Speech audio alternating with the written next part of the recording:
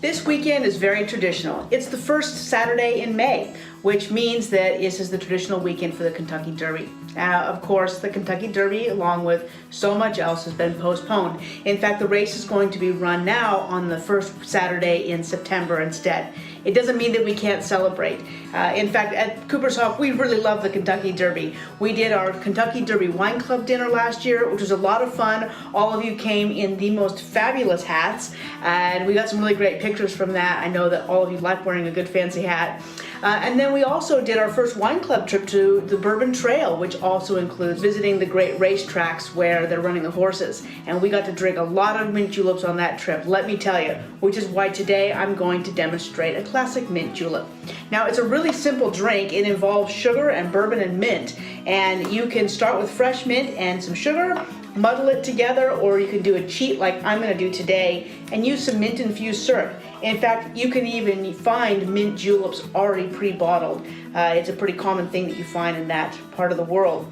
So I'm going to do an ounce of this mint infused syrup, which again, you can either cook mint and sugar together with water to make your own mint syrup, or just muddle your sugar and mint together before adding the rest of the good stuff, which is, of course, is the bourbon. Now for the bourbon, I'm going to do 3 ounces. Don't be shy. This is a drink to get you in the mood. Super refreshing. You get the caramely flavors of the bourbon that combine with all of the nice, cool, fresh herbal flavors of mint. And to that, I'm going to add some fresh mint. We'll add a few pieces here.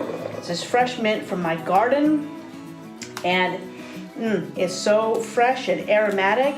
And then to that, I'm going to add some crushed ice. And actually, better than crushed ice, I've actually run my ice through the food processor, and you can see it's almost like snow, which is really great because for a high alcohol cocktail like this, you want lots of ice because that will help dilute it and also keep it a lot more refreshing. So I'm going to fill that with ice.